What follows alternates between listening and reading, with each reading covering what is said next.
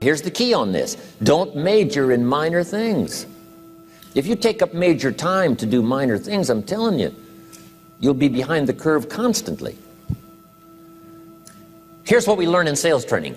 What's major time and what's minor time? Here's minor time, thinking about prospects. Here's minor time, making lists of prospects. Here's minor time, keeping books on prospects. Here's minor time, going to see the prospect. Here's minor time, evaluating the prospect after you've been there. That's all minor time. Here's major time, in the presence of the prospect. That's major time.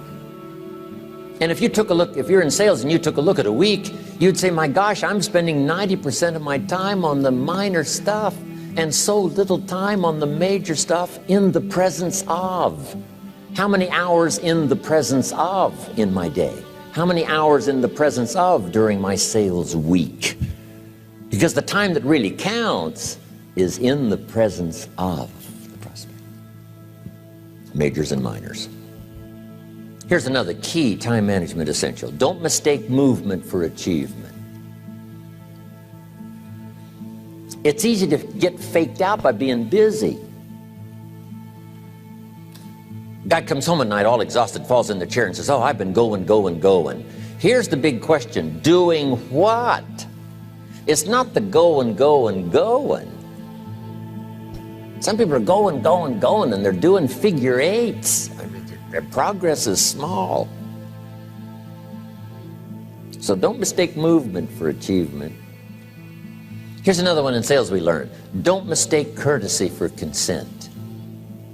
If somebody's pleasant and they nod, you say, oh, they're going to buy. No, they're courteous. You can't mistake courtesy for consent.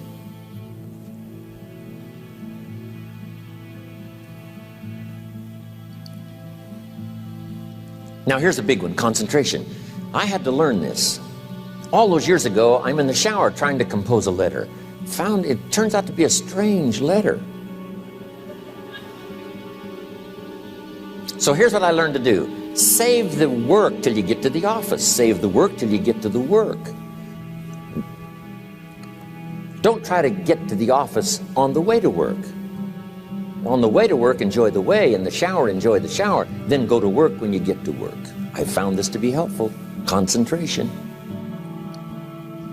Here's another big one. Learn to say no.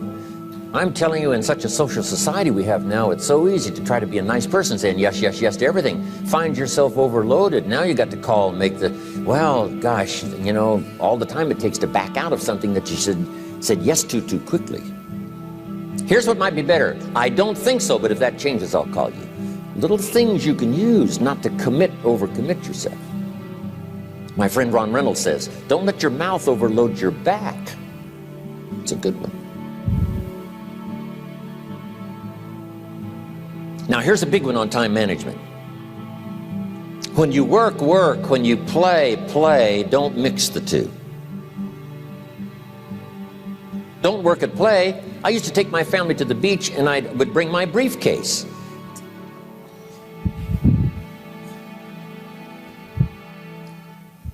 I learned not to do that. Or at the beach, I'm saying I should be at the office. Now my family's upset. Because I'm at the beach and I'm thinking office. Now when I'm at the office, I'm thinking what? I got to get my family to the beach. So things are not going too well at the office because I'm thinking beach, and things are not going too well at the beach because I'm thinking office. Here's what I learned to do. At the beach, be at the beach. At the office, be at the office. When you work. When you play. Don't mix the two. Don't work at play. Now here's one of the most important ones. Don't play at work. Work is too serious. You don't want the reputation of being the office joker. It's not a good one. Yes, there's time for some pleasant stories. Yes, there's time for a little humor. Yes, best if it's a happy office, of course. But I'm telling you, you got to be serious about work, because you're parting with a piece of your life for the work you do. Your work costs you a piece of your life. Here's what it's called. Serious business. Not grim, not unhappy, but serious. Key. Don't play at work. The old expression, I don't think we use it anymore, horse around at the office. Play around, play jokes, play tricks. No place, not at the workplace. At the beach, yes. At the bar, yes. Somewhere else, not work. You've got to treat work with all due conservative passion, because it's leading you to your future. Here's another key phrase: all work is good. You may not like your job, but if it's the stepping stones to get you to where you want to go, you got to appreciate your job. You don't have to have a passion for your job. Here's the ultimate passion: a passion for incredible success in every department of my life. That's the passion. But don't look down on some menial job you have to do to finally get you to where you want to go. No job is menial. No job is not, every job is noble. Training life for pay, making a contribution to society. Next, analyze how you are. And if you have some weaknesses, if you can't, doesn't seem like you can change, here's the key: get it covered. I used to keep promising myself I'd keep the books, keep the books, keep the books. Finally, I gave that up. And back then, it only took me an extra $50, $60 a month for some accountant to keep the books. I said, no, I'm going to save the $50. You can't believe what I started losing in productivity because I tried to save the $50. So the key is, a lot of the time you can stay like you are, but just make sure you get it covered. Okay. Next, beware of the telephone and all other systems of communication, especially the telephone at home and systems of communication at home.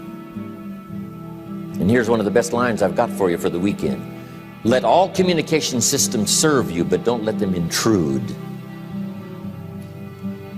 When it comes time to have dinner with your family, you shut off all systems, unless the ones that can take messages silently. Don't let the phone ring. Don't let anybody intrude, come through the front door nor the back door, nor through the telephone or any other device.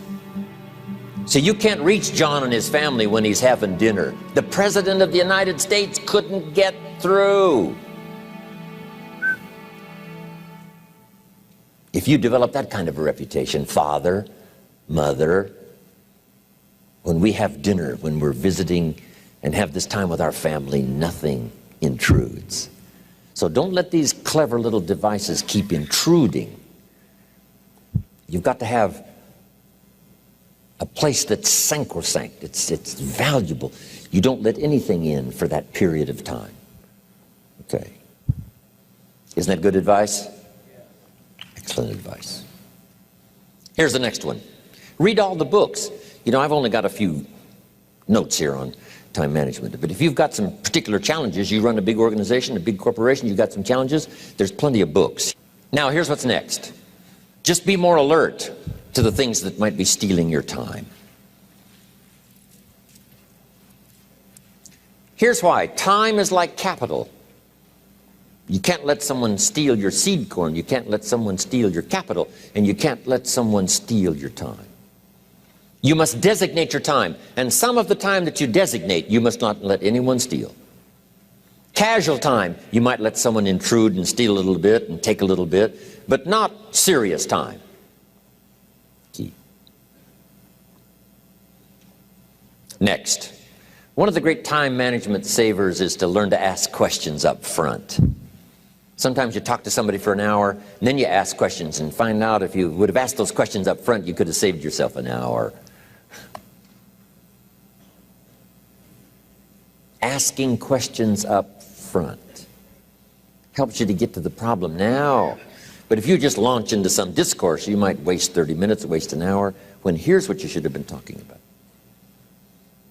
After you finished an hour, you say, John, what's really the problem? He said, well, it's something personal. See, that's what you should have been talking about this whole hour. Key. Next, learn to think on paper. Now we're going to take a break. Some ways to think on paper. One, we've covered one. Solving problems. Take it out of your head and put it on paper. Another one is setting goals. Making these lists we've already started. Here's another good way to think on paper. It's a projects book. Each person you're working with and each project you're working on, get a loose leaf binder and a tab and some pieces of paper behind the tab, and do a little continual summary of how it's going between you and that person and between you and that project. I call it a projects book. It is so useful to me. But what's going on between you and this person? When you last got together, what did you talk about? And you got a few notes there. Here's what we talked about the last time we got together. Now when you get together again, you can review that so you'll know better what to talk about. When the president gets ready to travel and he's going to meet some important people, guess what they bring him? All these briefing books. Right? The last time you were with Khrushchev, Kennedy is informed. Here's what he said and here's what you said. Kennedy said, oh, that's valuable. I need to remember that. If a person is important, it's worth a little running account. You might even have a projects book for your children. Here's what's happening between me and my child. We've talked about this, and we've talked about this, and we've talked about this. Next, a day timer. Keeping track of all of your appointments. You know, mine is all filled with, you know, when to catch an airplane and when to do a seminar and when to sit down and have a conference, all the rest. Next is a game plan. You know, if you've got a house and the, insurance is going to come due and some other things are going to come due, you just put it on a spreadsheet and make sure it's taken care of. Key phrase, take things out of your head and put them on paper. And the key is to just experiment with different ways that helps you to do that. Now here's the last one, thinking on paper, and that's to keep a journal. One of the things I'm known for around the world, have been now for 39, 40 years, is keeping a journal. Now my journal is not a, it's not necessarily it's not like a diary. It might be part diary. I'm flying over Ireland and I write down a few little things that impress me. Today I met this person. Wow, what an extraordinary event.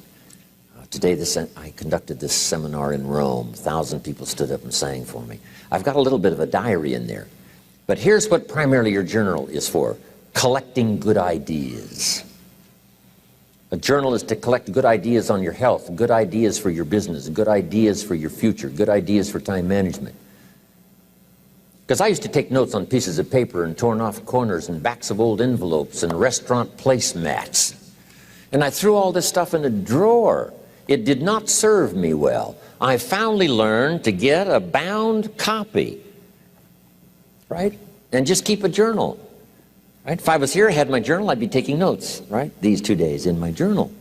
Now, if you're caught without your journal, you just take the notes. When you get back home, you put those notes in your journal, throw the paper away. Because we don't usually go through paper to review. But see, my journals now make up a significant part of my own library. My journal's all reserved privately for my children and my grandchildren. Can you imagine what I've collected over the years? It's unbelievable.